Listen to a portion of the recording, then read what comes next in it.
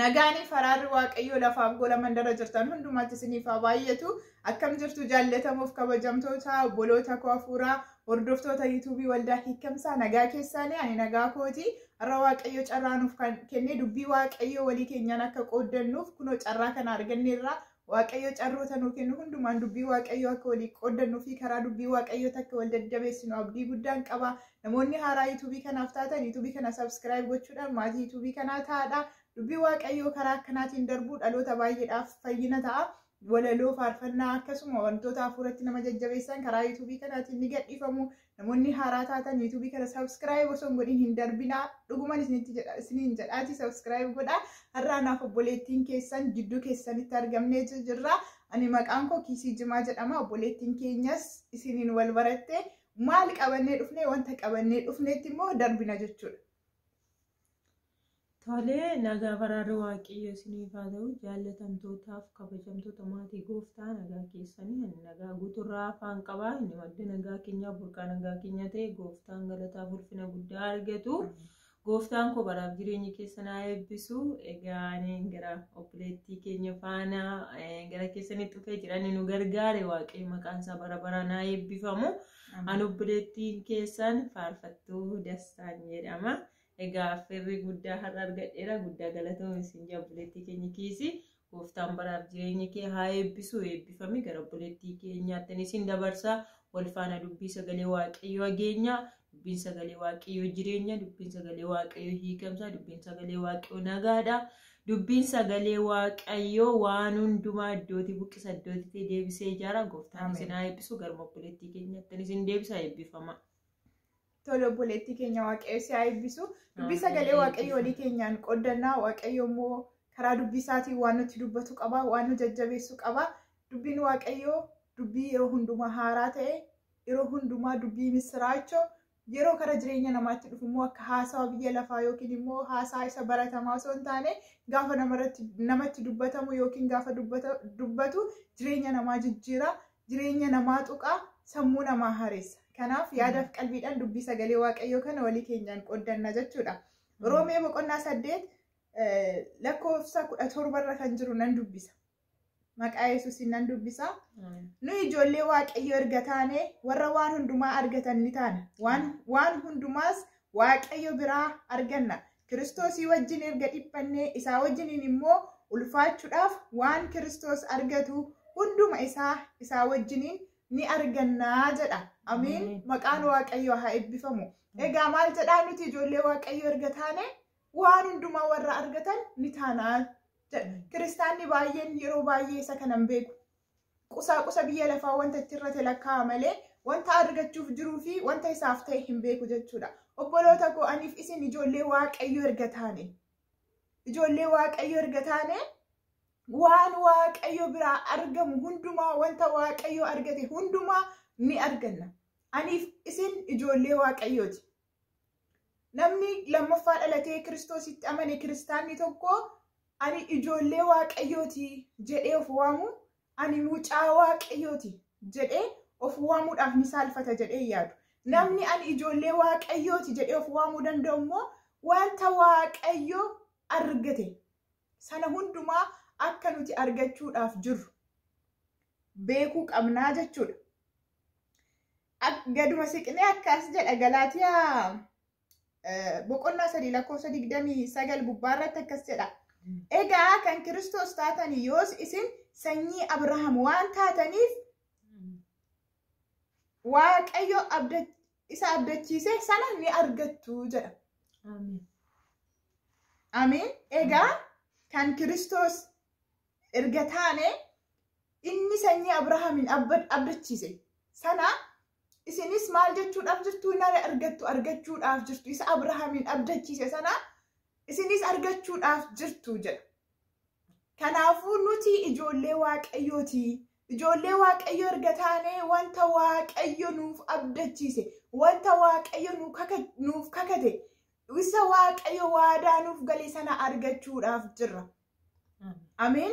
Rakkina keessa jirta yoo ta'e, haala ulfaataa keessa jirta yoo ta'e, abdii kutannaa keessa jirta yoo ta'e, wanti ba'aatu sitti ulfaatee jira yoo ta'e, ani mucaa Waaqayyooti, mucaa Waaqayyoo ergan ta'e, wanta Waaqayyo na abdachiise, wanta kan Waaqayyo ta'e hundumtuu kan kooti, isa Waaqayyo waadaa naaf gale san hundumaa fudhachuufan deema jennee ofii keenya amantiidhaan fudhachuu qabna. Yoos wanta Waaqayyo nu abdachiise sana ni arganna. Yoos wanta Waaqayyo waadaa nuuf gale sana ni fudhanna.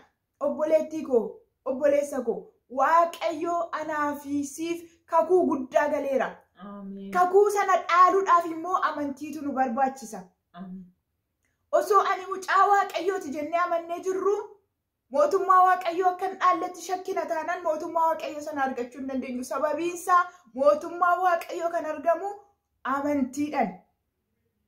Namni Kiristoositti amanee lammaffaa dhalate mootummaa Waaqayyoo nan galamoo hin galu jedhee hin shakku, mamii keessa hin galu. Sababiinsaa qulqullummaa keenyaan arganne miti. Hojjennee humna keenyaan yookiin immoo qarshii keenya manazzarree kaffallee miti. Mootummaa Waaqayyoo sana kan arganne.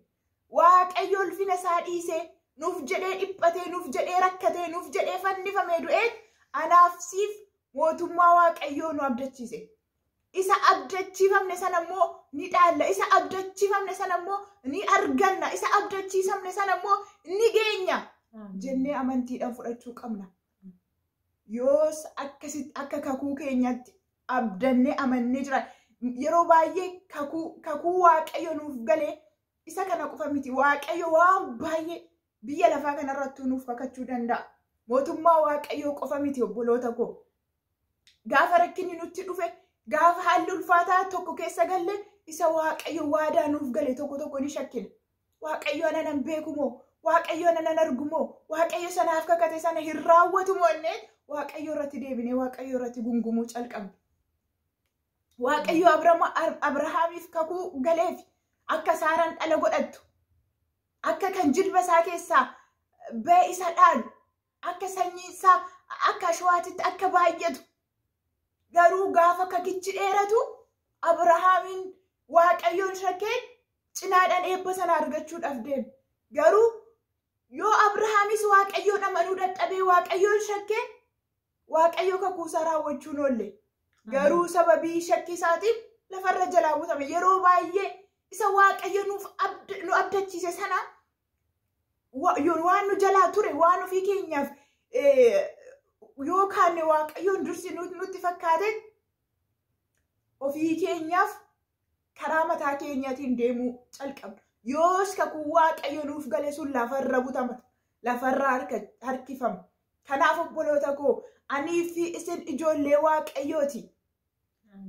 Ilaa akkas jedha, nuyi ijoollee Waaqayyoo erga taane warra waan hundumaa argatan ni taana. Waan hundumaas Waaqayyo biraa ni arganna. Kiristoosii wajjin erga dhiphanne isaa wajjin immoo ulfinaaf isaa wajjin immoo ulfaachuudhaaf waan Kiristoos argatu hundumaa isaa wajjin ni arganna. Yeroo muraasaaf erga dhiphanne, yeroo muraasaaf erga rakkanne, yeroo muraasaaf erga ari'atamne booda isa nuuf kakatame sana fudhannaa jechuudha. Galaatiyaa 4:7 irratti akkas jedha. Egaa ati si'achi karaa Waaqayyootiin garbicha miti, ilma malee. Erga ilma taates qabeenya abbaa keetii darbitee argachuudhaaf ni jirtaa jedha. Haalleluuyaa. Erga ilma Waaqayyoo taate qabeenya Waaqayyoo siif kennuudhaaf walitti qabame sana fudhachuudhaaf jirta, dhaaluudhaaf jirta. Ati si'achi garbicha miti, mucaa Waaqayyooti. Ani mucaa Waaqayyooti oduu jedhee amanaan tokko wanti lafarra jiru kun hundumtuu kan isaa akka ta'e beeka. Waaqayyoo anaaf si osoo nuumiin wanta nuuf barbaachisu nuuf uume. Dursee nuuf qopheesse. Maal akka nyaannu eessaa akka jiraannu. Wanta nuuf barbaachisu hundumaa.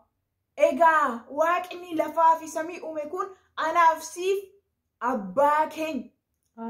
Waaqa keenya. Ergaa inni Waaqa keenya ta'e immoo qabeenya abbaa kooti kan koodha.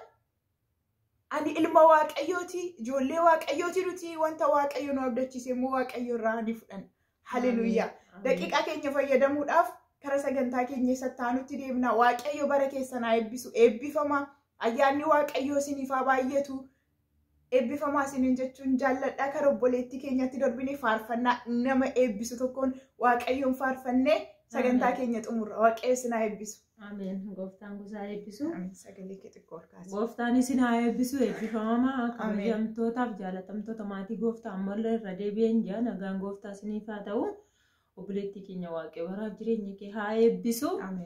Gooftaan koo isin haa eebbisu. Faarfannaan kun egaa sumarraan seenaa keenya hin jijjiira. Akkuma Abrahaamiin Waaqayyo abdachiisee ormi isin haalusuma jilba kee keessaa ba'utu si haala jee. Waaqayyo isuma nu keessaa ba'uun immoo Waaqayyo deebisee nu jijjiira. Waaqayyo galataaf ulfina guddaa argatu. Anaaf ati obboleettii koo, anaaf ati obboleessa koo nuti dhiiga Waaqayyootiin bitamne nuti ijoollee kakuu haaraati. Nurra kakuu jira, nurra kakuu hoolichaatu jira. Kanaafiyyuu Waaqayyo wal faana faarfanna. Akkasiin Waaqayyo wal faana faarfanna. Situ ana abbaate Gooftaa ba'aa cubbuu koo galata siif laannaa ani lubbuun koo. Karaan darbee dhufee toodiin miidhatu harka ormaan ittiin buune Yesuus gosa galatu jenna. Haalleluuyaa. Galanni Waaqayyoof haa ta'u. Otoo harki Waaqayyo sirra jiru harka ormaas ittiin obboleetti obboleessa koo. Galanni Waaqayyo Waaqa jiraataaf haa ta'u. Haalleluuyaa. Mee waluma faana Waaqayyoon faarfanna. Haalleluuyaa. Galanni Gooftaa Yesuus Kiristoosiif haa ta'u. Maqaan Waaqayyo bara baraan haa eebbifamu. Situ ana abbaate Gooftaa ulfaataa cubbuu koo galata siif laanna Yesuus. Anaa fi lubbuun koo galata siif laanna Gooftaa koo. Anaa fi lubbuun koo. Situ ana abbaate Gooftaa ba'ataa cubbuu koo galata siif laanna Yesuus. Anaa fi lubbuun koo galata siif laanna Gooftaa koo. Anaa fi lubbuun koo karaan darbee dhufee toodiin miidhatu harkoon manaatti hin buune Gooftaa si haa galatu. Harkoon manaatti hin buune Yesuus haa galatu. Situ ana abbaate Gooftaa ulfaataa cubbuu koo galata siif laanna kunoo. Anaafis lubbuun koo galata siif laanna Yesuus. Anaa fi lubbuun koo karaan darbee dhufee toodiin miidhatu harkoon manaatti hin buune Gooftaa si haa galatu. Harkoon manaatti hin buune Yesuus haa galatu. Situ naa leenjisee Gooftaa lafa onarratti naansi waraabbatte nisoo laphee koo duwwaatti naansi waraabbatte Gooftaa koo laphee koo duwwaatti. Simbe kunaan jenne abbaa koo ati akka namaa cuufan fuuldura koo Gooftaa sinarraa banamaa balballi dura koo Yesuus koo sinarraa banamaa. Situ naanna kaase Gooftaa aanaan iddoon kuufee galata siif laadda abbaa koo fuula keetti kufee galata siif laadda Yesuus fuula keetti kufee. Situ ana abbaate Gooftaa ulfaataa cubbuu koo galata siif laanna nisoo. Anaa fi lubbuun koo galata siif laanna Yesuus koo. Anaa fi lubbuun koo karaan deemee dhufee toodiin miidhatu harkoon manaatti hin buune Yesuus haa galatu. Harkoon manaatti hin buune Gooftaa haa galatu. Karaan deemee dhufee toodiin miidhatu harkoon manaatti hin buune Abbaas haa galatu. Harkoon manaatti hin buune Yesuus haa galatu. Situ naa leenjisee Gooftaa lafa onarratti naansi waraabbatte nisoo laphee koo duwwaatti Nansi waraabadde Yesuus ko laphee koo duwwaatti siin beeku naan jenne abbaa koo ati akka namaa cuufan fuuldura koo gooftaa siin narraa banamaa balballi dura koo Yesuus ko siin narraa banamaa. Hallelujah. Gooftaan isin haa eebbisu eebbifamaa. Harki waaqayyootiin cufaaf fuuldura kee banama. Harka waaqayyootiin balballi keessi banama. Kan harki waaqayyoo keessa jiru hundumtuu salphaa obboleettii koo obboleessa koo. Garuu kan harki waaqayyoo keessa jira waan hundumtuu ulfaataadha. Gooftaan isin haa eebbisu barri keessan jireenyi keessan haa eebbifamu. Guddaa isin jaallanna isin kabajna garuma obboleettii keenyattan isin deebisaa eebbifama. Shaaloo. Eebbifamaa waaqayyo bara keessan jireenya keessan haa eebbisu. Yeroo biraan walitti deebinutti waaqayyo bara keessan haa eebbisu nagaadhaan tura. Amen.